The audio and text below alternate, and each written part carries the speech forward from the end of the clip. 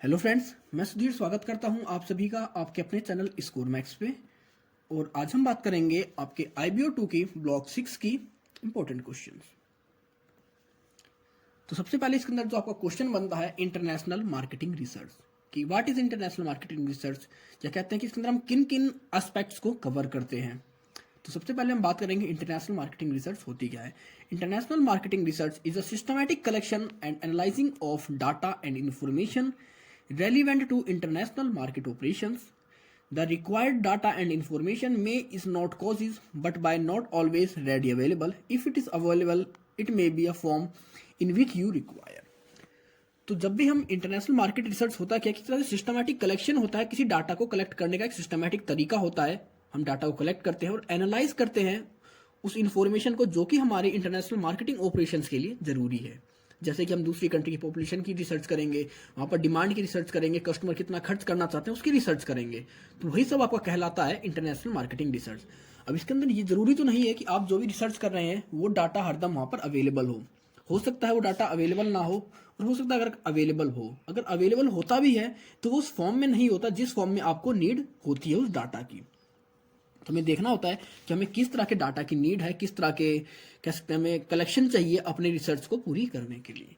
International marketing research will cover the following aspect. तो इसके अंदर हम किन किन एस्पेक्ट्स को कवर करते हैं उसके बारे में बात करते हैं। तो सबसे present and future size of the market for the relevant product और सर्विस, कि सबसे पहले हम ये जज करेंगे, ये चेक करते हैं कि हम जिस मार्केट में एंटर कर रहे हैं उसका प्रेजेंट साइज और फ्यूचर साइज क्या है मार्केट का, हमारे प्रोडक्ट और हमारी सर्विस के अकॉर्डिंग। क्योंकि जब तक हमें उस मार्केट की डिमांड, उस मार्केट का साइज ही नहीं पता होगा, तब तक हम वहाँ के लिए कोई भी सूटेबल मार्केटिंग जो हम कह सकते हैं पॉलिसीज होती हैं, ऑपरेशंस हैं, हमारी स्ट्रेटजीज हैं, उनको नहीं बना सकते। फिर नेक्स्ट हम देखते हैं nature extent source of competition, कि उस कंट्री में अगर हम मार्केट में एंटर करते हैं दूसरी कंट्री की मार्केट के अंदर, तो वहाँ का नेचर क्या है मार्केट का, वहाँ का कह सकते हैं हमें कितना कंपटीशन फेस करना पड़ेगा, या कौन कौन सा कंपटीशन वहाँ पर इस टाइम पे अवेलेबल हमारे लिए। नेक्स्ट है customers likes and dislikes and the reason for the same. अब वहाँ के कस्टमर्स की क्या नीड है, क्या लाइक करते हैं, वहाँ के कस्टमर्स क्या डिसलाइक करते हैं, और उनका रीजन क्या है पीछे उसके किसी चीज़ को पसंद और नापसंद करने का। नेक्स्ट है market variable such as product price, promotion, logistics, brand and packing etcetera. तो हमें अब दूसरी कंट्री के अंदर अपनी मार्केटिंग करेंगे तो हमें ये भी देखना होगा कि वहाँ पर किस प्राइस पर किसी प्रोडक्ट को अवेलेबल करवाया जाए। वहाँ पर अगर हम लॉजिस्टिक्स का यूज़ करते हैं प्रमोशन के लिए तो उसकी क्या कॉस्टिंग आएगी, उस कंट्री के पैकिंग स्टैंडर्ड क्या है, ब्रांड स्टैंडर्ड क्या है, प्रोडक्ट स्टैंडर्ड क्या है। नेक्स्ट है marketing environment such as social, political, economical etcetera.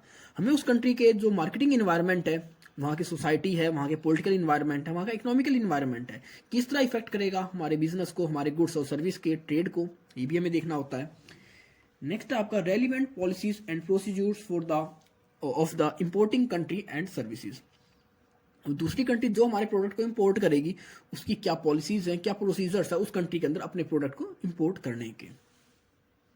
और लास्ट होता है एंट्री टेक्निक, कि किस तरह की हम टेक्निक का यूज़ कर कर उस कंट्री की मार्केट में एंटर कर सकते हैं। जैसे कि आपका इसमें फ्रेंचाइजिंग आ गया, लाइसेंसिंग आ गया, डायरेक्ट एक्सपोर्टिंग आ गया, एक्सपोर्टिंग आ गया, मर्जर आ गया। तो ये कुछ हमारे पास तरीके थे जो हम पहले भी पढ़ चुके हैं कि हम किस तरह की मेथड्स का यूज़ करें, टेक्निक का यूज़ करेंगे उस कंट्री की मार्केट में एंटर करने के लिए। तो ये प्रॉपर एक तरह से रिसर्च होती है, सारे एक्सपेक्ट होते हैं जो कि हम इंटरनेशनल मार्केटिंग रिसर्च के अंदर कंप्लीट करते हैं। इन सभी को हम इन सभी का डाटा कलेक्ट करते हैं, फिर उसको एनालाइज करते हैं, फिर उसको उस फॉर्म में लेके आते हैं जिस फॉर्म में कि हमें उसकी रिक्वायरमेंट होती है अपनी स्ट्रेटजीज को बनाने के लिए।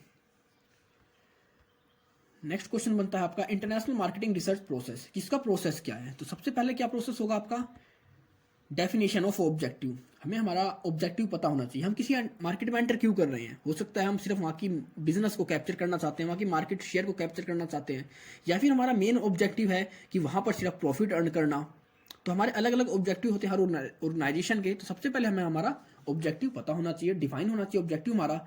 नेक्स्ट है डिटरमाइनिंग इन्फॉर्मेशन रिक्वायरमेंट, कि हमें अब उसके लिए किस तरह की इन्फॉर्मेशन चाहिए, कस्टमर्स की इन्फॉर्मेशन चाहिए, वहाँ की गवर्नमेंट की इन्फॉर्मेशन चाहिए, या कस्टमर कितना परचेज करते हैं, या वहाँ पर कितना कंपटीशन है, हमें किस तरह की इन्फॉर्मेशन चाहिए वो हमें पता होना चाहिए। नेक्स्ट है सिलेक्शन ऑफ मैथोलॉजी, कि हम किस मेथड का यूज़ करेंगे इन्फॉर्मेशन को कलेक्ट करने के लिए।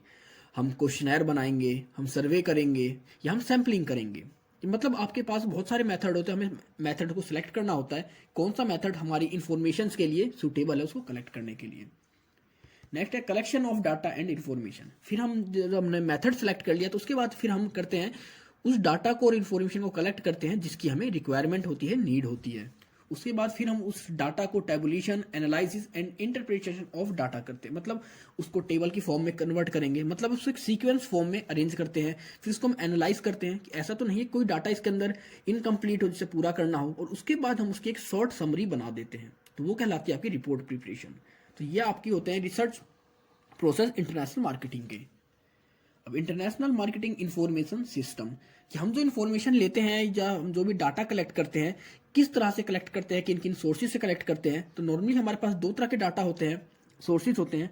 एक होता है इंटरनल सोर्सेज और दूसरा होता है आपके पास एक्सटर्नल सोर्सेज। अगर हम इंटरनल सोर्सेज की बात करते हैं तो internal sources of the company imply the officials of the company posted for the specific purpose of information gathering and record registers and balance sheet of the firm। तो internal sources क्या होते हैं, इसका यूज कर सकते हैं हमारी organisation के अंदर का ही डाटा होता है, हमारी जैसे बैलेंस शीट हो गई, हमारे रजिस्टर्स हो गए, हमारे प्रीवियस रिकॉर्ड्स हो गए। इनकी हेल्प से भी हम अपनी जो हमारी कंपनी होती है उसके कुछ डाटा को निकालते हैं, इन्फॉर्मेशन को निकालते हैं, जिसके थ्रू कि हम अपनी मार्केटिंग इंटरनेशनल मार्केट के रिलेटेड वहाँ पर प्लान्स बना सकते हैं, स्ट्रैटेजीज बना सकते हैं। अब बात करते हैं हम एक्सटर्नल सोर्सेज की, जो डाटा हमें बाहर से चाहिए होता है। अब उसके लिए हमें क्या सोर्सेज होते हैं हमारे पास, बैंक एंड फाइनेंशियल इंस्टीट्यूट्स। क्योंकि जब भी अगर हमें किसी दूसरी कंट्री के मार्केट के बारे में पता करना है तो वहाँ के बैंक्स और फाइनेंशियल इंस्टीट्यूट्स कह सकते हैं तो सबसे बेटर ऑप्शन होते हैं वहाँ की इन्फॉर्मेशन को कलेक्ट करने के लिए। नेक्स्ट है chamber of commerce and trade associations. Chamber of commerce और ट्रेड एसोसिएशंस भी इन इन्फॉर्मेशन को प्रोवाइड करने का काम करते हैं, जिसके थ्रू कि वो ज़्यादा से ज़्यादा ट्रेड को कह सकते हैं अप्रिशिएट करते हैं, बढ़ावा देते हैं। नेक्स्ट आपका government agencies in the exporters and importer countries. आपके एक्सपोर्टर हो चाहे इंपोर्टर हो, दोनों कंट्री की जो गवर्नमेंट एजेंसीज है उनसे हम इस डाटा को कलेक्ट कर सकते हैं। नेक्स्ट है embassies and high commission. Embassies और हाई कमीशन के थ्रू भी हम उस कंट्री के बारे में इंफॉर्मेशन ले सकते हैं, वहाँ के इंटरनेशनल मार्केटिंग सिस्टम के बारे में। नेक्स्ट है आपका कमर्शियल इंटेलिजेंस सर्विसेज। नेक्स्ट है आपका international organisation such as WTO, UN organisation etcetera. तो कुछ आपके इंटरनेशनल ऑर्गेनाइजेशन भी हैं जो कि आपको मार्केटिंग से रिलेटेड इन्फॉर्मेशन प्रोवाइड करती हैं किसी दूसरे कंट्री की, क्योंकि इनका मेन पर्पस है आपके ट्रेड को बढ़ावा देना। अब बात करेंगे हम sources and usage of secondary data, कि सेकेंडरी डाटा के क्या क्या सोर्सेज हैं और क्या उनके यूसेज हैं। तो सबसे पहले हम जो सेकेंडरी डाटा है उसको दो पार्ट में डिवाइड करते हैं। एक होता है इंटरनल डाटा और एक होता है आपका एक्सटर्नल डाटा। अगर हम इंटरनल डाटा की बात करें तो ये वो डाटा होता है, वो इन्फॉर्मेशन होती है जो कि कंपनी के अंदर ही अवेलेबल होती है। जैसे कंपनी कह सकते हैं शिपमेंट रिकॉर्ड, सेल्समैन रिकॉर्ड, उसकी बैलेंस शीट, रजिस्टर्स या प्रीवियस रिकॉर्ड्स जो भी कंपनी ने प्रिपेयर कर रहे हो। तो इनमें क्या होता है, ये डाटा हम पहले से रिकॉर्ड करके रखते हैं। ये इन्फॉर्मेशन हमारी कंपनी के अंदर ही होती है, और जब हमें नीड होती है इस डाटा की इन्फॉर्मेशन की तो अपनी कंपनी के ही डॉक्यूमेंट से इनको एक्सट्रैक्ट कर लेते हैं। तो ये तो कहलाता है आपका इंटरनल डाटा, जो कि कंपनी के अंदर ही अवेलेबल होता है, तो इनको कह सकते हैं एक्सेस करना भी आसान होता है। दूसरा होता है एक्सटर्नल डाटा। अब एक्सटर्नल डाटा वो होता है जो कि आपकी ऑर्गेनाइजेशन से, आपकी कंपनी से बाहर होता है, और इसको कलेक्ट करना भी इतना आसान नहीं होता जितना कि आपका इंटरनल डाटा होता है। क्योंकि कोई आपकी ऑर्गेनाइजेशन के अंदर ही डाटा है, इन्फॉर्मेशन है, तो आप उसको इजीली रिकॉर्ड कर सकते हैं, इजीली स्टोर कर सकते हैं या इजीली कलेक्ट कर सकते हैं। लेकिन जब बात आती है एक्सटर्नल सोर्सेज की तो वहाँ पर वो इतना सूटेबल या इतना ईजी नहीं होता। तो नॉर्मली आपका जो एक्सटर्नल डाटा होता है इसको 4 पार्ट में डिवाइड किया जाता है जहाँ से इन्फॉर्मेशन कलेक्ट की जाती है। सबसे पहला होता है आपका census and registration data. Census मतलब जो भी आपकी मतगणना होती है हर 10 साल बाद होती है, तो उसके अंदर क्या होता है, हमें पॉपुलेशन के बारे में इंफॉर्मेशन मिल जाती है, कितने मेल्स हैं, फीमेल्स हैं, कितने बच्चे हैं, या उनकी क्या इनकम है। तो ये सब इन्फॉर्मेशन हमें कहाँ से मिलती है, सेंसस और रजिस्ट्रेशन डाटा से। ये हमारा एक्सटर्नल सोर्स है। दूसरा होता है individual publicity circulated such as encyclopedia, books, bulletins and periodicals. तो आपके जो इंडिविजुअल पब्लिकेशन होते हैं वो पब्लिश करते रहते हैं, जैसे आपके एनसाइक्लोपीडिया है, बुक्स हैं, बुलेटिन्स हैं या पीरियडिकल्स हैं। इसके थ्रू भी हम इंफॉर्मेशन कलेक्ट करते हैं अपनी मार्केटिंग स्ट्रेटजीज को बनाने के लिए, मार्केटिंग करने के लिए। थर्ड होता है data collected for sale on the commercial basis. अब कुछ ऐसी भी ऑर्गेनाइजेशन हैं जो कि आपको इन्फॉर्मेशन प्रोवाइड करती हैं बट इन कमर्शियल बेसिस, मतलब उनका काम ही यही है कि वो डाटा को कलेक्ट करती हैं और जब आप उनसे डिमांड करोगे तो वो आपको वो डाटा सेल कर देती हैं। और लास्ट होती है मिसलेनियस डाटा। मिसलेनियस के अंदर इन तीनों को छोड़कर जितना भी आपके डाटा अवेलेबल है, जैसे आप इंटरनेट का यूज़ करते हैं, तो वो क्या है, वो भी एक तरह से आप कह सकते हैं मिसलेनियस डाटा ही कहलाता है। या आप कोई मैगजीन्स यूज़ कर रहे हैं, न्यूज़पेपर यूज़ कर रहे हैं, तो वो सब कुछ आपके आ जाते हैं।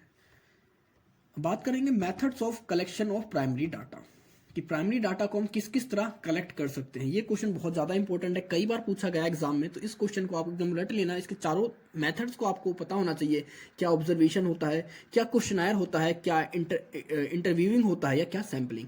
और इन चारों पॉइंट के अंदर हम बात करें तो आपका जो सैम्पलिंग होता है, ये मैक्सिमम काफ़ी बार पूछा जा चुका है आज तक कि सैम्पलिंग क्या है, क्योंकि सैम्पलिंग के भी आगे 4 से 5 कैटेगरी होती है, अलग अलग पार्ट हैं, तो आपको उन सभी के बारे में पता होना चाहिए। चाहे आपका क्वेश्चनायर है, अगर पेपर में ये भी आ सकता है आप एक क्वेश्चनायर का एक इमेज बनाओ या क्वेश्चनायर का फॉर्मेट बनाओ, सैम्पलिंग किस किस तरीके से होती है, तो इन सभी के बारे में आपको चारों के बारे में अच्छे से पता होना चाहिए। क्वेश्चनायर और आप सैम्पलिंग, इन दोनों को तो कम से कम आप विद एग्जाम्पल देख लेना या रिवाइज कर लेना।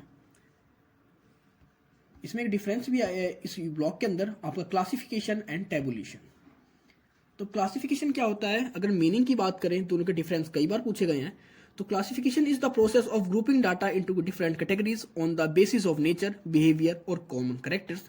तो क्लासिफिकेशन होता है कि ग्रुप्स को डिवाइड कर देना उनके नेचर के बेस पर, बिहेवियर के बेस पर या कॉमन कैरेक्टर्स के बेस पर। लेकिन टेबुलेशन क्या होता है, tabulation is the process of summarising data and presenting in a compact form by putting data into statics table. Tabulation क्या होता है, उसको एक स्टैटिक्स की फॉर्म में, टेबल्स की फॉर्म में कन्वर्ट करना होता है आपको। नेक्स्ट है ऑर्डर। अगर हम ऑर्डर की बात करते हैं आफ्टर डाटा कलेक्शन, तो हम क्लासिफिकेशन कब करते हैं, जब हम डाटा को कलेक्ट कर लेते हैं उसके बाद ही हम उसका क्लासिफिकेशन करते हैं। और टेबुलेशन कब होता है, जब हम क्लासिफिकेशन कर लेते हैं उसके बाद हम टेबुलेशन करते हैं। अरेंजमेंट की बात करें तो एट्रीब्यूट्स एंड वेरिएबल्स के थ्रू हम इसको अरेंज करते हैं, इस डाटा को डिवाइड करते हैं। और हम टेबुलेशन के बाद अंदर बात करें तो टेबुलेशन के अंदर हम रोज और कॉलम्स का यूज करते हैं उस डाटा को कन्वर्ट करने के लिए। जैसे हम रोज यूज करेंगे, कॉलम्स यूज करेंगे, और अगर हम क्लासिफिकेशन में तो उनके बिहेवियर को, नेचर को, इन सबको देखते हैं। अब पर्पस क्या होता है, तो पर्पस होता है टू एनालाइज डाटा। क्लासिफिकेशन के अंदर कि हमने जो डाटा कलेक्ट किया है वो किस किस कैटेगरी का है, क्या बिहेवियर है, उसको एनालाइज करने के लिए करते हैं। और टेबुलेशन का मतलब होता है, टेबुलेशन का काम होता है, जो मेन पर्पस होता है टू प्रेजेंट डाटा, उस डाटा को प्रेजेंट करने के लिए इसका यूज किया जाता है। Next bifurcates data into categories and sub categories. तो हम क्लासिफिकेशन करते हैं तो इसके अंदर हम डाटा को किस फॉर्म में कन्वर्ट करते हैं, कैटेगरीज और सब कैटेगरीज के अंदर। लेकिन जब हम टेबुलेशन की बात करते हैं तो यहाँ पर हम डाटा को डिवाइड करते हैं हेडिंग एंड सब हेडिंग के अंदर। नेक्स्ट आपका डाटा एनालाइज, कि डाटा एनालाइज को किस तरह एनालाइज किया जाता है, डाटा एनालाइज होता क्या है। Data analyse is defined as a process of clearing, transforming and modeling data to discover useful information for business decision making। तो क्या होता है, एक प्रोसेस है आपके डाटा को कलेक्ट करने का, उसको क्लियर करने का, ट्रांसफॉर्म करने का, उनको डिस्कवर करना कि जो इन्फॉर्मेशन है हमारे लिए यूजफुल, उस इन्फॉर्मेशन को उस डाटा के अंदर से निकालने का, और जिसके थ्रू कि हम अपने जो बिजनेस के डिसीजन हैं उनको ले सकें। The purpose of data analysis is extract useful information from data and taking the decision based upon the data analysis। तो डाटा एनालाइज करते किस तरह है, सबसे पहले हम बात करते हैं एडिटिंग, कि हमने जो डाटा कलेक्ट किया है क्या वो उसकी एक्यूरेसी है, वो डाटा करेक्ट है या नहीं है। अब देखेंगे कि हमारा जो इनकरेक्ट आंसर है, मतलब अगर हमने कोई सर्वे यूज करा है, कोई हमने क्वेश्चनर यूज करा है, या कैसे हमने कोई इंटरव्यू करा है, तो क्या हमें आगे से जो इन्फॉर्मेशन या जो जवाब मिले हैं क्या वो करेक्ट है या नहीं है। थर्ड देखेंगे अनकम्प्लीट डाटा, क्या हमने जो डाटा करा है कलेक्ट, क्या वो पूरा का पूरा कंप्लीट है, हमारी सारी नीड्स को फुलफिल करने के लिए। हो सकता है हमारे पास कोई ऐसा डाटा हो जो कंप्लीट ना हो, तो उसे हमें कंप्लीट भी करना पड़ेगा। और लास्ट देखेंगे मॉडिफाई इफ नीडेड, और हम देखेंगे कि अगर अब हमें इस डाटा को प्रेजेंट करने में कोई मॉडिफिकेशन करनी है, या कोई ऐसी इंफॉर्मेशन आई जो आधी अधूरी है या कोई गलत थी या एक्यूरेट नहीं थी, तो उस चीज़ को हम मॉडिफाई करते हैं। तो ये आपका एडिटिंग के अंदर आता है। नेक्स्ट होता है चेक रिलायबिलिटी, हम डाटा को चेक करते हैं कि वो रिलायबल है या नहीं है। नेक्स्ट होता है बायस, बायस के अंदर देखते हैं कि जिसके ऊपर हमने डाटा को कलेक्ट करा है, जिससे हमने सर्वे करा है, इंटरव्यू करा है या सैम्पलिंग करी है, तो क्या उसने बायस होकर उसका जवाब दिया है, हमें इन्फॉर्मेशन प्रोवाइड करी है या नहीं। क्योंकि हम एग्जाम्पल के तौर पर बात करते हैं, आप किसी भी ऑर्गेनाइजेशन के बारे में